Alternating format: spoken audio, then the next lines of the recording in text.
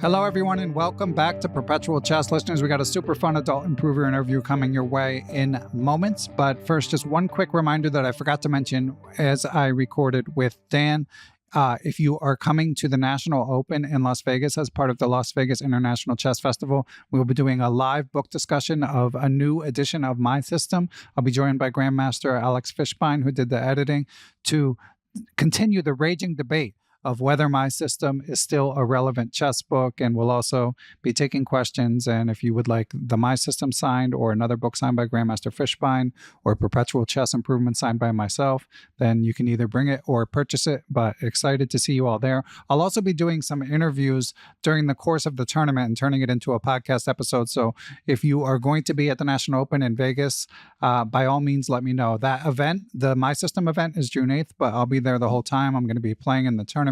Wish me luck and hope to see you all there, especially if you're in that general vicinity.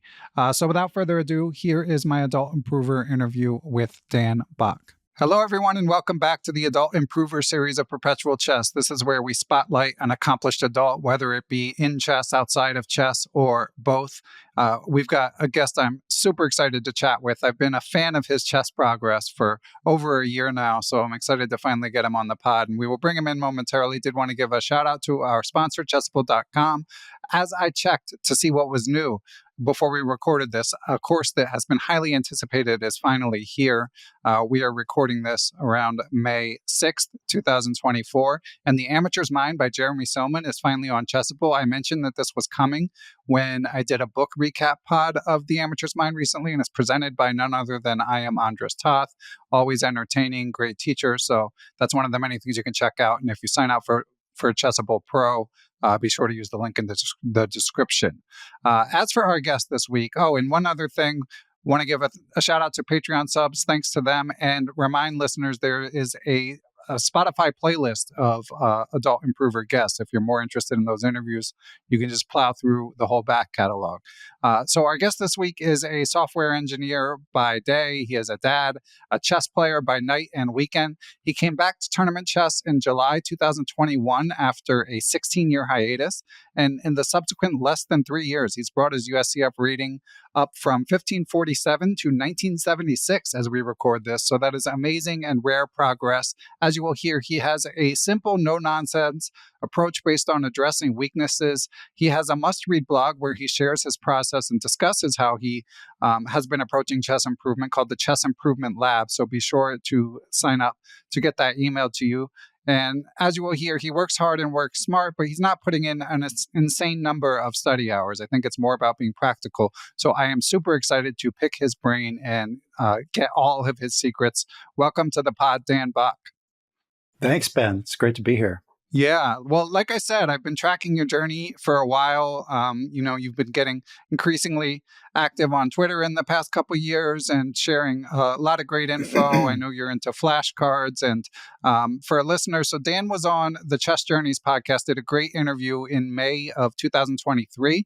So part of the reason I've been waiting to bring Dan on is wanted to let some time pass before we got to that. But he continues to make amazing progress. And for listeners who want Dan's whole background, I recommend they check out that interview if they haven't already. But we'll also be hitting a few highlights here. And I'd like to start, Dan, I'm not so big into chess origin stories, but I am into chess redemption tales. And I was really struck by what you told Kevin Skoll on Chess Journeys about the moment you decided you actually wanted to get good in your comeback. So you came back to chess in 2021, but you were kind of just going through the motions. And then, Dan, what happened where you decided, okay, I'm actually going to take this seriously? I think the story I told there was I was watching the World Championship match, which was the Magnus versus Jan Nepomniachtchi, which it was over the Thanksgiving holiday, and my parents were visiting. I put I put it on the TV, and it was early morning here, East Coast U.S. time, and that's a lot of hours of watching. And at some point, my mom came by and she said, "You must be getting much better at chess from watching all this chess." And something clicked in me at that point. I had been thinking about it had been 16 years, as you mentioned, since my previous tournament. I'd been playing Blitz online aimlessly that whole time, and sort of in the back of my mind the whole time was thinking I should have another go at improvement, serious improvement, and that's when I finally decided to do it. Yeah, so Dan had played competitively in high school, been part of a high school team, but not pursued it as much in subsequent years. So when you decided, Dan, to get better, to work at getting better, um, did you feel like you knew what to do? I did have a pretty good idea, and that I think I had my first phase of adult improvement. My first attempt at adult improvement was when I was 23, and I hadn't played in college. I had played in high school, so I'm coming back. I'm living in North Carolina. Don't know anybody, but I'm I went to some tournaments. Before I went to the tournaments, I bought 2 Jeremy Silman books, How to Reassess Your Chess and the Amateur's Mind, and they're great books. I read them, felt like I learned a ton. And then I went to the tournaments and expecting to, triumph and win my section. And I didn't. I didn't have a lot of success. Didn't have a lot of rating gains. Didn't have a lot of impressive wins or anything. And I felt like I just did not find the opportunities in my games to apply the lessons I had learned from the books. And I think I made 2 big mistakes. So one mistake was I didn't give it enough time. I didn't give it enough time playing in the tournaments and trying to learn from mistakes I was making. The other mistake I made was I didn't meet any people. And so when I got frustrated and stopped coming to tournaments, I didn't have anyone texting me or calling me to ask me to draw me back in. And so I was informed by that experience. And I was, like I said, it was in the back of my mind for a long time, for a lot of years.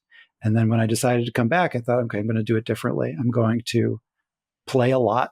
I'm going to be patient about seeing improvement results.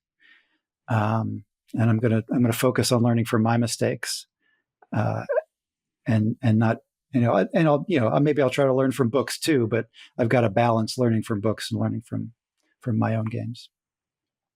And for listeners, Dan wrote a post called 11 Things I Did to Take My USCF Reading from 1547 to 1976. That will be out by the time this pod comes out. So we'll be referencing that as well throughout the pod. And again, Dan's got some other great posts as well that we'll be referring to.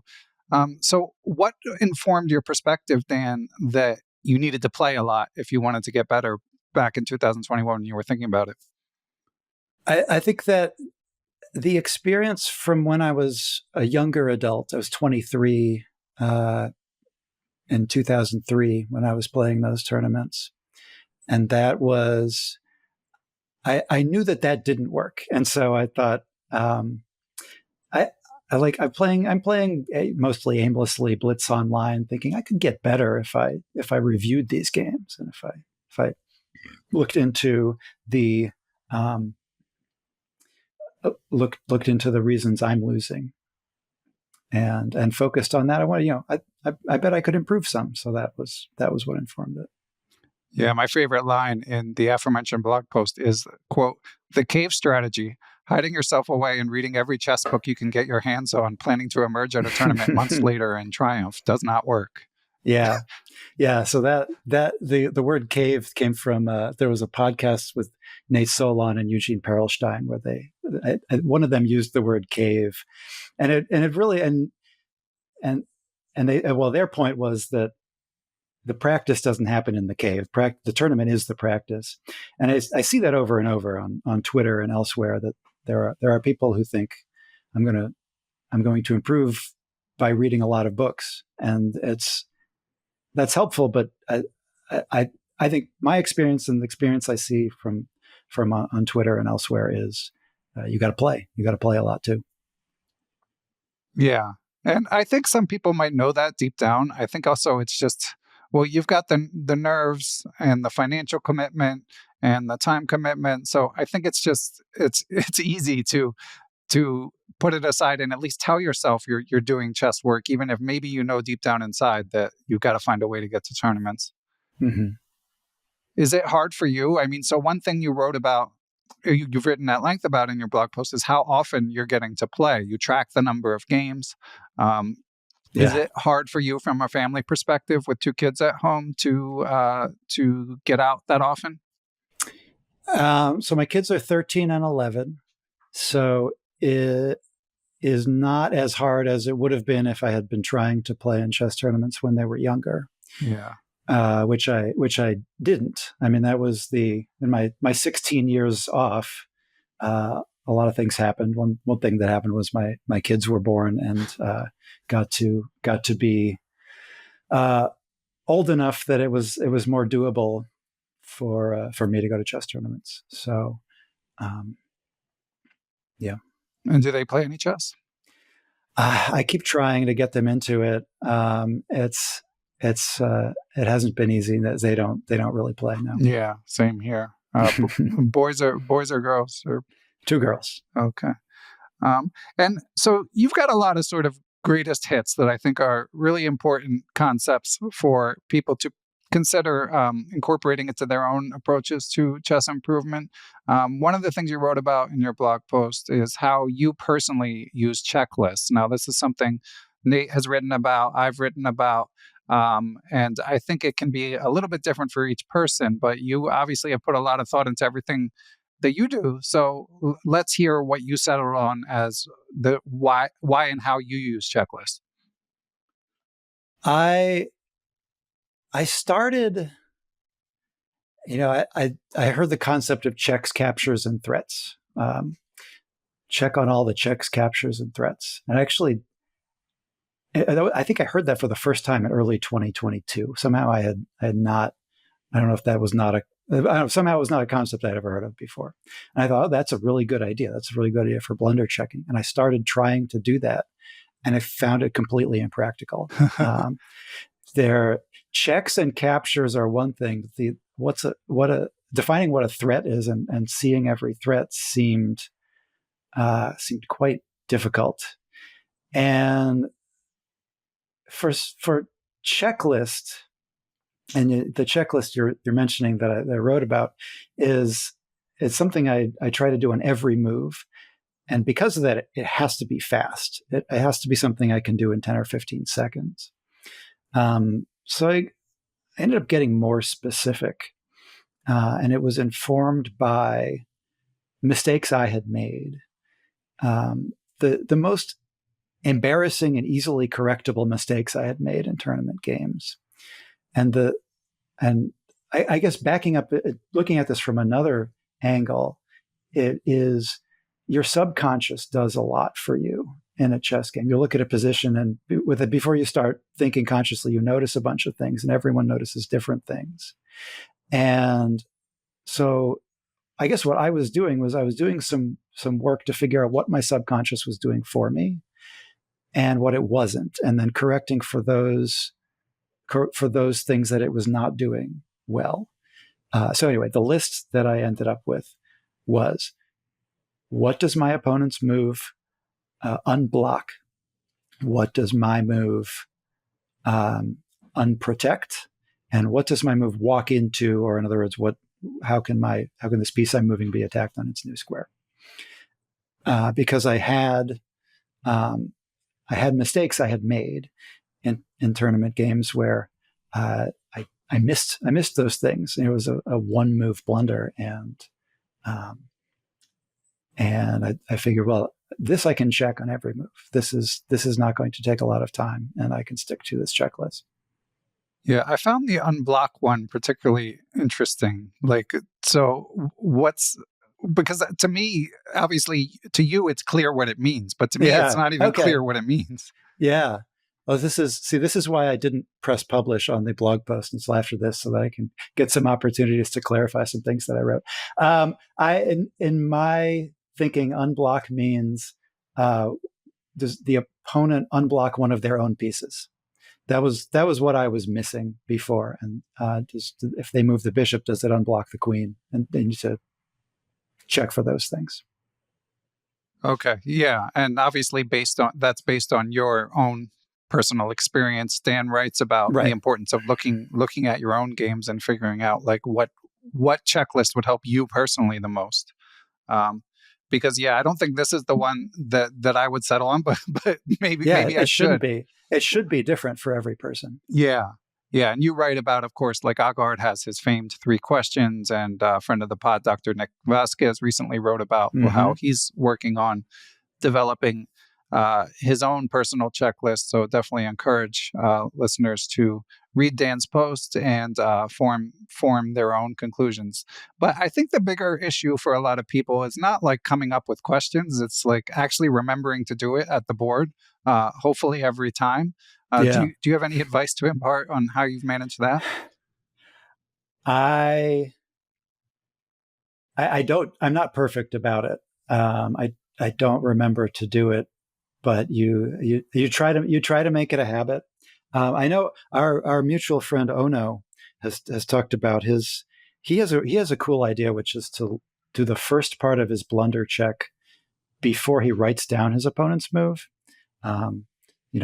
There's rules about what you can and can't write down, but you're allowed to delay writing down your opponent's move until you do some part of your thought process. So I think that's a clever idea.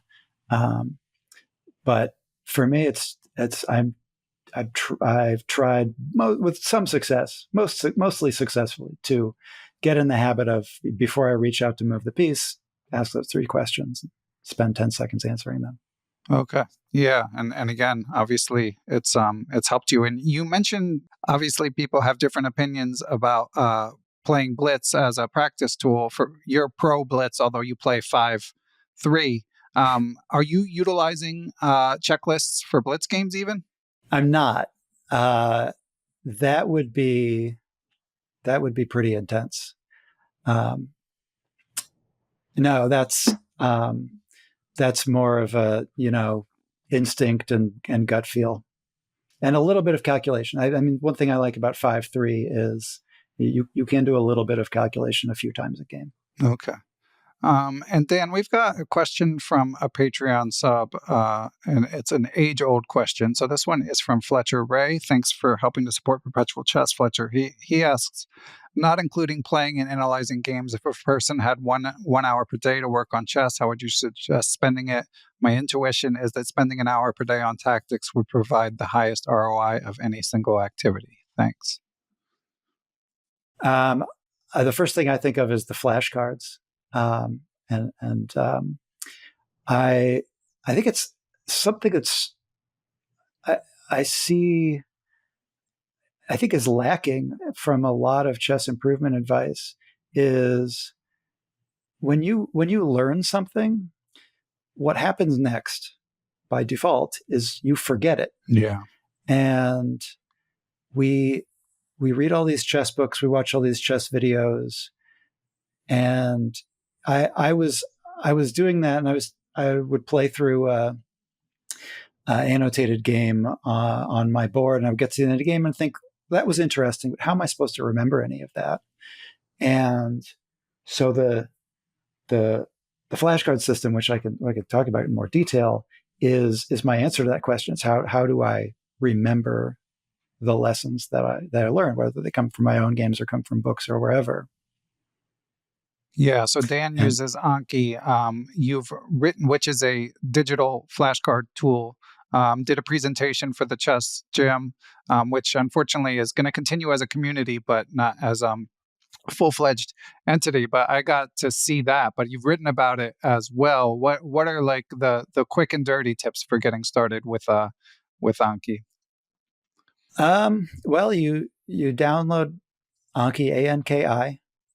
You run it on your computer, and you create flashcards. And you could do different things. Mostly, what I do is there's a position on the front, the metaphorical front of the flashcard, and maybe it's a tactic, and then the answer is on the back, and the the magic happens in the spaced repetition.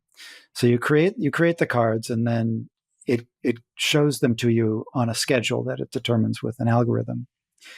And the idea of spaced repetition is each time you see that card, it gets the interval between reviews gets longer and longer. And the way that human memory works, you are able to remember it permanently with longer and longer time between reviews. So you're spending less and less time on the card. So to get started,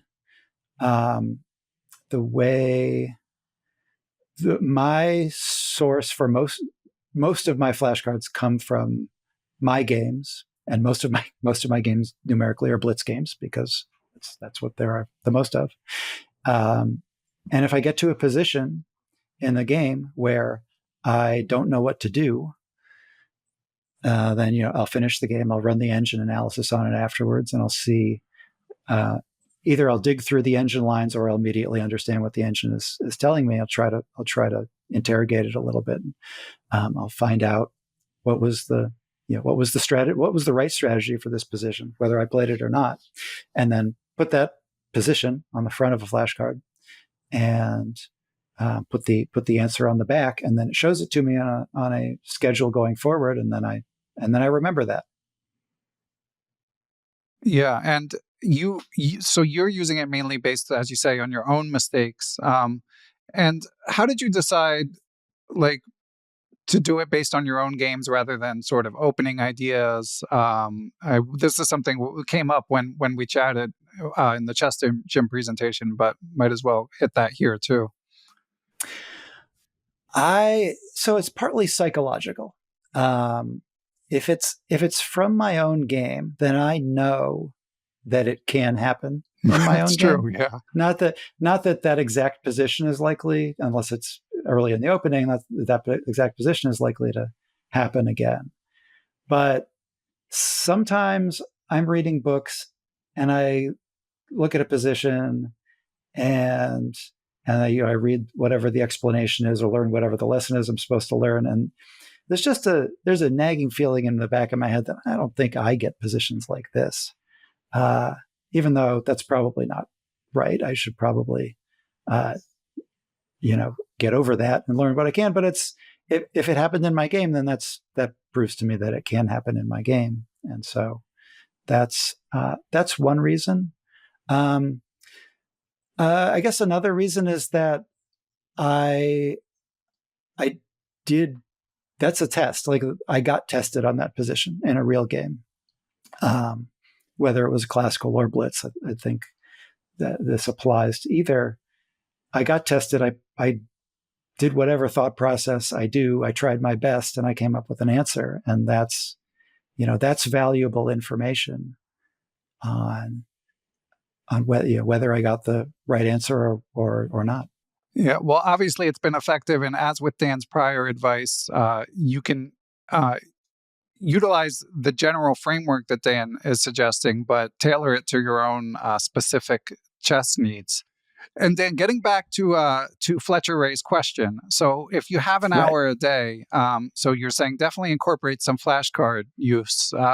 Would that be the whole hour, or like what else?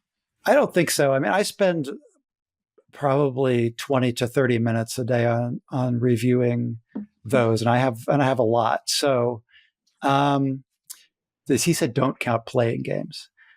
So see, but I always like when people say stuff like that. It's like, how much time do you really have? Yeah.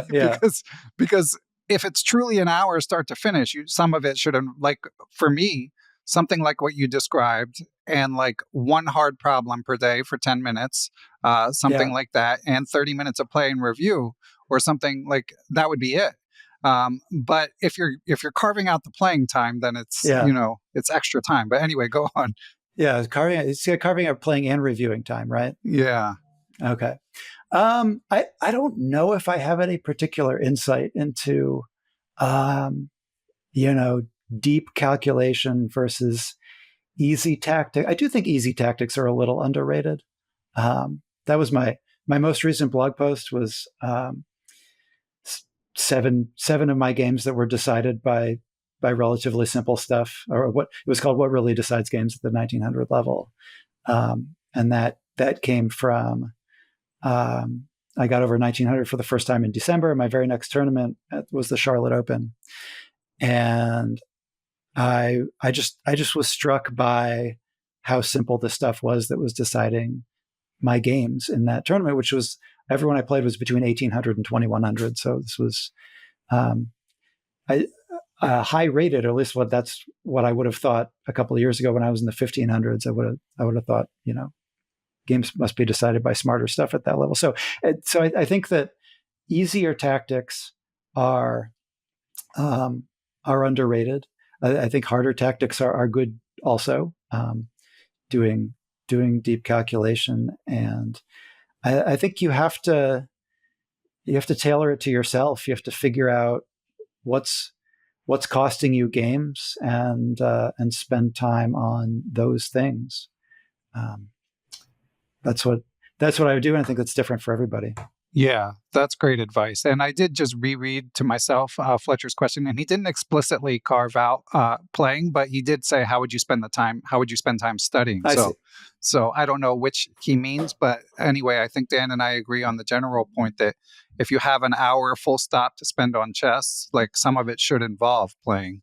But if you've got extra time for playing, because someone like you, Dan, like I asked you leading up to this interview how much time you're doing chess, and to your credit, it sounds like it's not like a crazy amount, but as I think about the progress you've made, like so much of the time is you being away actually playing, Mm-hmm. like that's probably the biggest commitment, right? Yeah, for sure. That's the biggest part of it, is playing. So my answer to that kind of question is it's figure out what's costing you games and focus on that. Yeah, great advice. And speaking of which, another one of the hits I want you to play, Dan, is you more than almost anyone I've interacted with. Like, I wrote in my book about how Willie Hendricks has a joke in his writing about how like time travel addicts, like they never solve their problem. Grishik, of course, being the famous professional exemplar, but something I've struggled with as well, although I have gotten better, but I feel like I haven't improved to the extent that you have. So could you share the changes that you made in order to get a lot better about time management? Yeah, so I think my first secret to getting a lot better is where I was starting from, which was I had no time management strategy whatsoever. So I came back to serious chess in early 2022, went to some local league games that were, I think they were game 50, delay 5, and I played a bunch of those games. And then in April, I went to the Charlotte Chess Center's first Alto tournament. And that was something like game in 2 hours, maybe a little less. Maybe it was like an hour and 40 minutes or something. But early in the game, I looked over at the clock, and it had like an hour and 33 minutes left on it. And I think that is such a huge amount of time. I have all the time in the world. I don't have to worry about the clock at all. And the next thing I know, I'm in severe time trouble. This happened in the very first game at that tournament. And so it was the first time I had time controlled that long in 16 years or 17 years at that point. And so I had to start thinking about that. And there was a strategy that I think I first read about it in a Dan Heisman book, which was to divide the time control by 40. And so that if you have 2 hours is as 120 minutes, and divide that by 40, that's 3 minutes a move. So that's your average that you're targeting per move. I'd never done that math before. I think that's step one, is to do something like that. And then I would write down the clock time, which you are allowed to write down on your score sheet next to your move. And it's not the clock time is not to refer to after the game as the move notation is, but the clock time was to refer to during the game. so that as soon as I made a move, write down the clock time, I could look at what the difference was between the clock time at the move I just made and the previous one, and see how many minutes it was. Because if I hadn't written it down, I would have no idea. It could seem like sometimes it seems like I spent 1 minute making a move. It turns out it was 5, and so I thought I was ahead of my target, and turns out I was behind. I need to be aware of that during the game. So for me, that helped a huge amount. I know that's not necessarily the whole thing. You can still get into positions early on that are complex, and you feel like you have to spend a lot of time on them, and then you get in time trouble anyway, even if you are writing down the times. But that did most of it for me. It definitely made a huge improvement, and I still do get in time trouble sometimes, but it's a much softer landing into the lower numbers on the clock than it used to be. Okay. I mean, maybe that's where I am as well. Because I do still get in time trouble, but for me, it's like the part that's that can be defeating, and I don't know if you struggle with this, is these moments where you're deep in thought in some position, and you determine like it's probably not that important a decision, but you feel like you have to move. There's a voice in your head saying like it's time to move. Do you ever override that? Like, do you have times where you still tank, or when that voice like raises, when that voice starts appearing in your head, are you able to just pull the trigger and make a choice? There definitely are moves I spend a lot of time on. I know in the last round at Amateur Team East in February, I beat the player who was the highest rated player I've ever beaten. And there was one move I spent 20 minutes on, and a game 100, it's not game 100, it was 40 moves in 100 minutes is the time control there. So 20 minutes is a very long time to spend on one move. But I could afford to do that because I was paying attention to the clock, and I was kind of forcing myself to move relatively quickly on the other moves. So that I find that I can still do that. I don't. What I used to do is I would spend 10 minutes on every move for 5 straight moves, right. And then I've really burned a lot of the clock.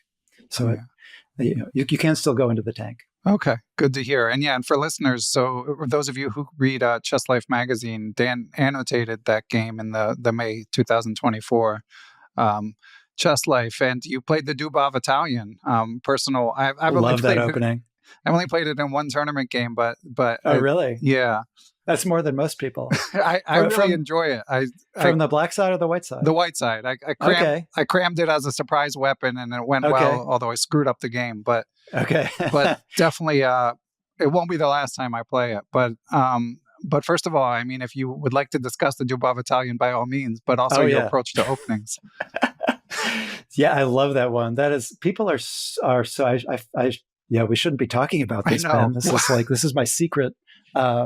Nobody's ready for it, but there are so many crazy gambits in the E4, E5 games, and that's one of them. And it's funny because as you can see in this game that I annotated for Chess Life, it's not like some tactical position that we got in. It was a pretty positional game. Like I got a strong positional advantage. I got my bishop to a square that it couldn't be dislodged from. It was deep in my opponent's position, and he just had problems. And I had a long-term strategy that worked. It was really a positional advantage. But my approach to openings is I have tried openings books and chessable courses, and I haven't really figured out how to get much out of them, which I should probably get better at, because there's a lot of good info out there. But I really enjoy digging into the Lichess amateur database, the database of all games played on Lichess, and they've got a masters database, which is right next to that in the user interface. And you can see you can see what masters play. You can turn on the engine. You can see what moves the engine likes in any position. And then you can look at the amateur database and you can see what actually works. And then you can look at your opponent's moves and you can see what to actually be ready for, which is something that good chessable courses do, or chessable courses that are geared to amateurs will incorporate data from the Lichess database. But chess books traditionally had no access to that. They had no idea what was actually played at the amateur level, and so they would look at what was played at the master level, and that's not necessarily so useful at the amateur level because your opponents are going to play moves that are not theory, and you need to be ready for this. So I feel like I could go on for a while talking about my whole process with openings, but I really enjoy digging through that stuff and learning about openings that way. I've recently started using Chessbook, which is a relatively new app that has it has a lot of features that I don't use. There's a couple of features I don't use, including incorporating your own games, and it can build a repertoire for you. Because I build my own repertoire due to enjoying it so much, I can just import that, and then it drills me on spaced repetition the same way Anki works. And when I get a card right, it kicks it down the road a while, and if I get a position in this case right, and if I get a position wrong, then it starts over from scratch, and I review it again the next day. And I find that with spending about 10 minutes a day on that, I added it up recently, and I have over 2,500 moves memorized. My theory on openings is that it doesn't, memorizing a lot of openings is not going to win you most of your games, but it's going to get you a good position out of the opening, and it's low. What was this? How would I say this? It's low benefit, but it's also low cost because I only spend 10 minutes a day on this, and I have 2,500 moves memorized. So that's I get a lot for that. Yeah, and considering our aforementioned conversation about time trouble, obviously, like if you're more familiar in a position, it makes a big difference. As highlighted, I couldn't believe in the Dubov Italian game that you had this same position twice. Because generally, like when you play it on an opponent, more often than not, they're going to be surprised, but they're still navigating forcing moves early on, so they may end up in a position that you know cold.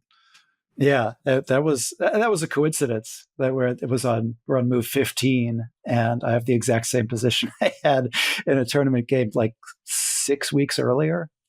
So yeah, but I think that position became a flashcard 6 weeks earlier, and then I drilled it several times, and then what that meant is when I got it again, I knew what to do. Yeah.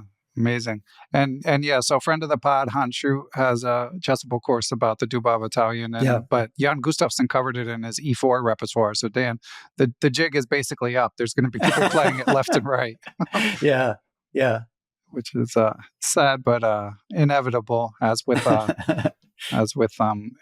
all of these openings.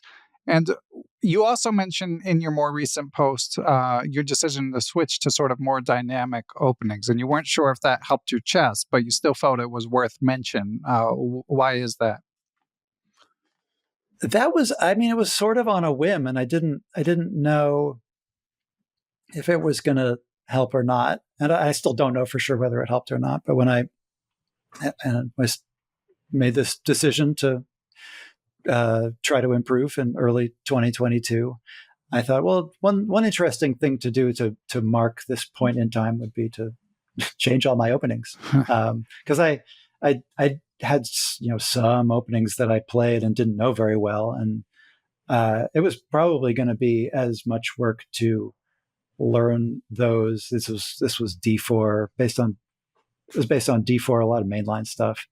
It was going to be almost as much work to learn those the right way than it would be to completely switch everything. So might as well completely switch everything.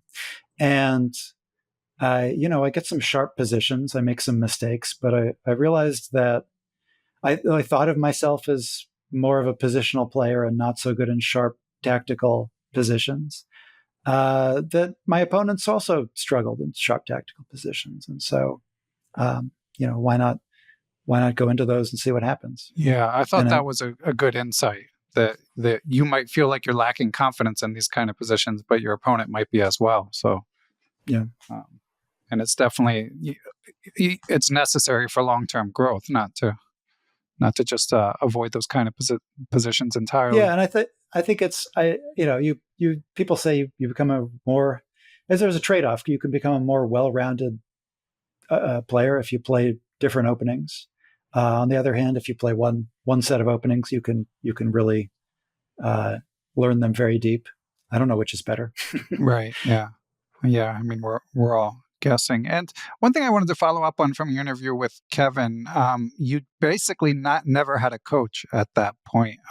Is that still the case? Yeah, that's still the case. I probably will. I probably will get a coach at some point if when I feel like I'm at a plateau that I don't know how to proceed from.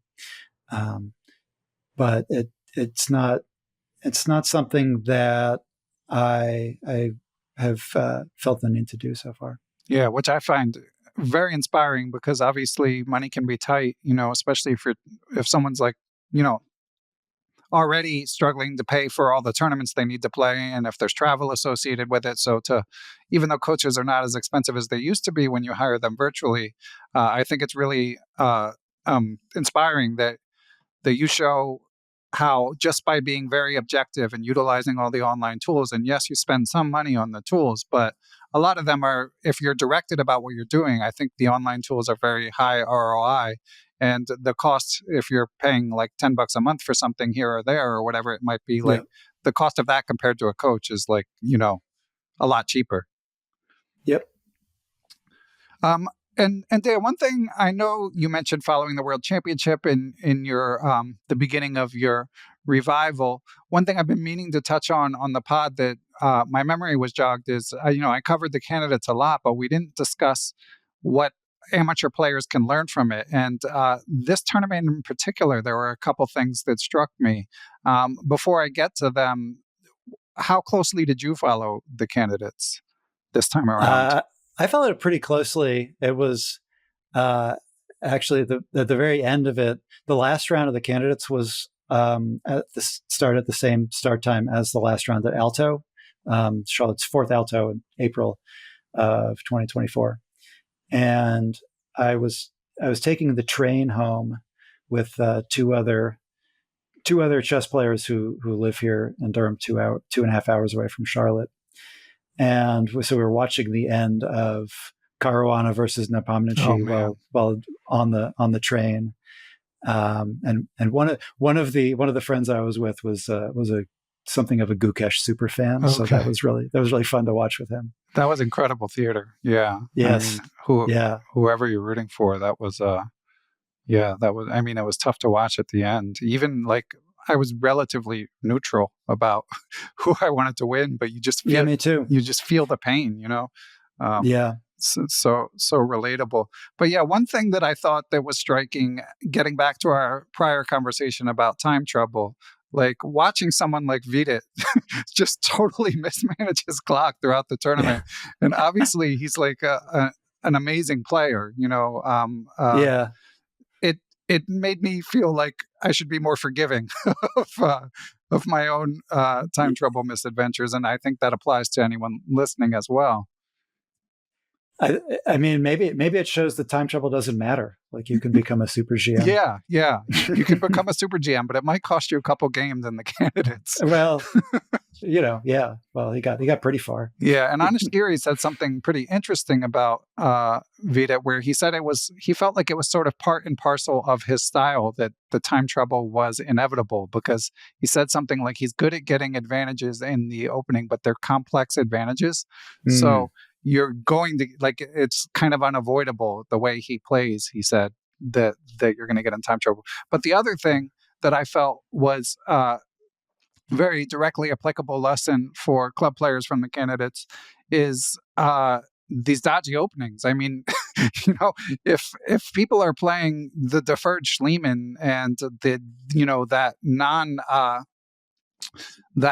non A6 a Sicilian that Hikaru played Right. on Caruana, um, Yeah. in a tournament of that stature, like amateur players can definitely just play what they're comfortable with, like full stop. Yeah, Because definitely. these were openings that were not considered playable at the elite level going into this tournament, and it definitely didn't hold back these players who are playing other professionals. Um, do you recall seeing anything else? I'm putting you on the spot here, but was there anything in the time that you got to watch the candidates where you felt like you picked something up? I I do think that the opening thing is really interesting, because it's like, it seems like maybe maybe this is a new phase in professional chess where they're where openings are thought of in a totally different way. But it's actually, I started playing the Italian because I felt like I was watching Super GM games and they were all playing the Italian. Mm-hmm. And I thought, oh, I want to play what they're playing. But now they're all playing all this weird stuff. So for me, that benefit of learning those openings kind of goes away. But yeah, you can play anything and it's playable. If you know the position better than your opponent. Yeah. The Italian, I find the quiet Italian very abstract. Like, I find it really tough to navigate. Yeah. Obviously the Dubov, totally different story. What are you doing against the four knights, if you don't mind my asking? Against the two knights defense? Two knights, yeah. sorry. I play the slow Italian. So I played D3. Yeah, it's tough to go for that move, knight G5. And then so my concrete. secret, I'm going to reveal all my secrets. My secret move there is to play an early, I've tweeted about this, is to play an early bishop B3. And that gives you more flexibility if they play D5. And so that has gotten me some really good positions. Oh, interesting. Do you know offhand what move? I mean, so obviously you're going D3 on move 4. Yeah, D3 on move 4, and then it's usually bishop B3 on the next move in response to almost anything reasonable there. Okay. Which the usual moves are bishop B7, bishop C5, or H6. Okay, I'm going to look into that because that's similar to what you were saying. I mean, I've been playing the ready some, but I've also been playing E4, and as you mentioned, like when you came back to chess, like it reinvigorated you to change repertoires. I think that's good advice for players to incorporate as well. Yeah, that opening you get, you as white, you use a lot of tempi just shifting your pieces around. The knight usually goes from B1 to D2 to F1 to G3, and I can imagine players with the black pieces thinking, I should be able to do something with all these tempi, and it's actually quite hard for them to do anything. So I often make a mistake. Okay, and that's what I found. And Dan, what's your approach to goal setting? I love process-based goals. I'm skeptical of ratings-based goals, although to bring up Ono again, he had a post about goals about ratings goals that made me reconsider a little bit. He said a ratings goal that doesn't have a deadline attached is really a different sort of thing, and is probably better than a ratings goal with a deadline attached. It's really hard to know the future of your ratings progress. It's not something you have control over. It's impossible to know what you need to do to reach a certain ratings goal. And I've set ratings goals in the past, and made some and didn't make others. And then when the deadline came, I would just kind of shrug and say, I don't know what to do with this information. The fact that I made this or the fact that I didn't make this is not useful information to me. So I have process-based goals. I've got my my daily routines, including the flashcard review. I have a couple of Chessable courses that I'm doing every day, and trying to keep up with the reviews on those. And I've got my openings drill. So those are the things I do every day, and I've got the goal to keep up with those. Traveling to tournaments or going to local tournaments. I think at the beginning of the year I set a goal, which was something like go to 12 tournaments this year, which I will do easily. And yeah, that's, I think having goals based on things you have control over, process-based goals is the way to do it. And if I had tried to guess what my rating would be 2.5 years ago, I would have underestimated Shirley at that point. And if I were to guess now, I have no idea. My rating might be flat for the next several years. It might go up, it might go down. I don't really. You're saying you would have underestimated how much progress you've made? Yeah, I didn't. Okay. Because if you were saying you underestimate the other way, I would be like, man, no, you're ambitious. Yeah, I mean, when I was in the 1500s, I didn't think 2000 was possible, and maybe it's not because I'm not quite there yet. But yeah, I didn't.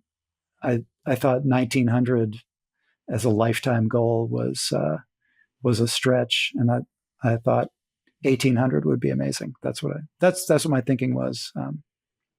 Yeah, and it's great because you're in your 40s, you've got kids, you've got the other stuff going on, but and again, not studying 4 hours a day. It's just you're purposeful and you're consistent, and yep. Yeah, it's great to see. And just to clarify for listeners, Ono, who Dan has referenced, that's the Ono Zone blog. So be sure to sub to it. Follow Ono on Lee Chess. I interviewed him on How to Chess last year as well. Now, Dan, one other topic I wanted to hit as we start to wrap up is, so another your blog post that I really enjoyed was about why you enjoy two particular chess tournaments.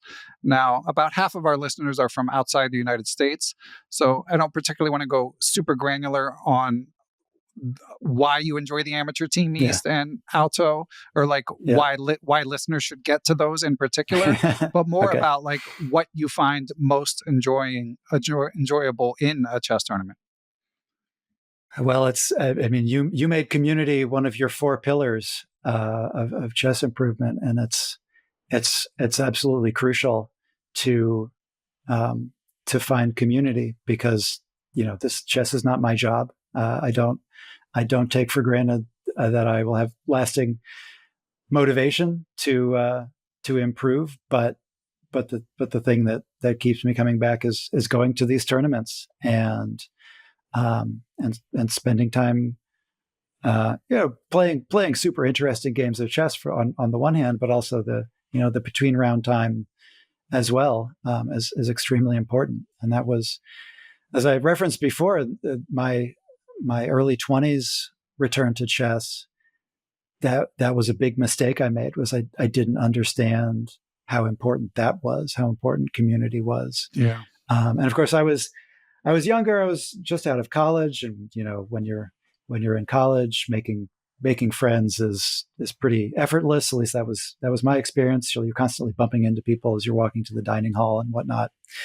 And as an adult out here off campus, you have to be more intentional about it. And so that was a big lesson I learned in 2003, and it was something I was intentional about changing when I came back in my 40s. And so I wrote about those 2 particular tournaments because they have specific social features to them. Alto is adults only, and there's a big party at the bar on Saturday night, and Amateur Team East is a team event, and the team aspect is really great. So, but whatever in your local area it facilitates chess community is the thing to go to. Yeah.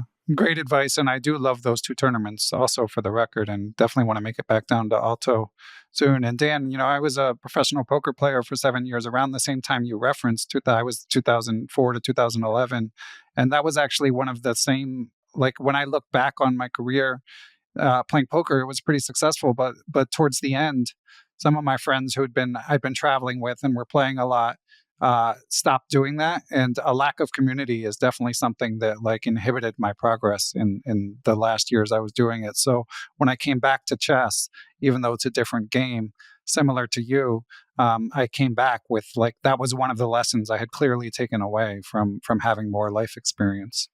Yeah, I'm on Twitter a lot, and I made a I'm I went through and made a list of the people from chess Twitter that I've met in person, and it's over 30 people. And I've only been on chess Twitter since early 2022, and so I'd met none of those people by then, but I've met all of them in the past 2.5 years, and I'm proud of that. I'm proud that I've met all those people. All of them are very interesting people, and I look forward to seeing them when I see them. Yeah, exactly. And let me ask you, Dan, because I echo your sentiments, but one thing that can be tricky, as I touch on in my book, is like so you've made friends that you enjoy spending time with at tournaments, great. But you also want to do really well at the tournament. So then you have to sort of strike the balance between like how much to socialize in between rounds, whether to have a drink at the end of the night, stuff like that. How do you approach that stuff? That's definitely a trade-off. When your morning game ends and you have 2 hours until your afternoon game, do you go to your hotel room and hide away and analyze it on your computer, or do you socialize? And I have chosen the latter most of the time, and I don't regret it. I think it definitely is better for raw improvement. If you write down everything you're thinking while it's fresh in your mind, you definitely lose some of that stuff if you don't do it right away. But if you do it right away, then you miss out on social stuff. So both those things are important. And I know that you and your friend Trip are both runners. And I know Trip was involved in this. What, 2 altos or 3 altos ago, I guess, technically, you guys tried to do a morning run, right? On top of the 2 games a day. Yeah. Not well. In my case, I was going to say nothing intense, but that only applies to me because I think he ran 12 miles and I joined him for 3. Somewhere in the middle there. He's a serious marathoner. He ran the Boston Marathon, and he's in a sub 3-hour time, which is amazing. And every alto I try to organize a group run. We did finally get a third runner. Every previous time it was just me and Trip. Yeah, I mean, I can't believe you guys are willing to like just burn extra energy that way. I mean, it's nothing intense, like I said, in my case. For me, I mean, I am a runner. I put in my 4 miles 3 times a week or whatever it is. But I'm slow, and it's intense no matter how slow I jog. I feel it. Well, slow. That's how you're supposed to do it. Slow running is that's the good stuff. All right, and for listeners to bring this back to a more chess perspective, Dan does mention that in his 11 things that he's done post. I do think that you're emphasizing fitness, especially if you're playing classical chess or playing a format where there's multiple games a day. I do think I'm sure it's made a difference for you. And that was one of those things where I can't like point to some specific thing and say it's made a difference, but I'm sure it's made a difference. Yeah. So as we closing thoughts, Dan. So, I mean, one thing I like about your approach is like often I would wrap up by asking for like resource recommendations. And, you have mentioned like your use of Anki and your use of Chessbook as things that have helped you along the way. But I really think it's more about a holistic approach. Like certainly there's no book you're going to recommend that unlock the code. Is that fair to say? Yeah. There's no book that I'm I mean, if there's one book at the foundation of all of this, it might be How to Reassess Your Chess, which I haven't looked at in more than 20 years. But I posted this tweet when Jeremy Silman died. I read that book, felt like I learned a ton, went to play in some tournaments, fell flat on my face, and quit chess for 20 years. But then I came back. I got real measurable improvement, and a lot of that was due to those things I learned a long time ago, and was able to figure out how to finally figure out how to put in practice. Yeah, and again, if listeners subscribe to his blog, go through the archive, listen to your Chess Journeys interview. And for your blog, you're also, in addition, so it's a Substack, which means you can get the post emailed to you. As, by the way, you guys should be subscribed to the Perpetual Chess Linkfest as well. Yeah. But you're also cross-posting on Lichess, right? Yeah, I'm trying to remember to do that. It's kind of a pain. It's not an easy process, but yes, it's also on Lichess. Okay, and what's your Lichess handle? My Lichess handle is Dan Bock. Okay, so we'll link to that as well. Dan, anything else before we let you get back to your inspiring life? No, I wanted to thank you, Ben, for everything you do for the chess community, not just the podcast, but I think I owe half my Substack subscribers to you linking to me from the Linkfest. So thank you. Thanks. Well, I mean, as I've said it before, but as far as like chess things go, nothing is more thankless than a chess blog. So I'm happy to support great content like yours, right. and thank you for the kind words. Yeah. All right. Take care, Dan. All right. Thanks.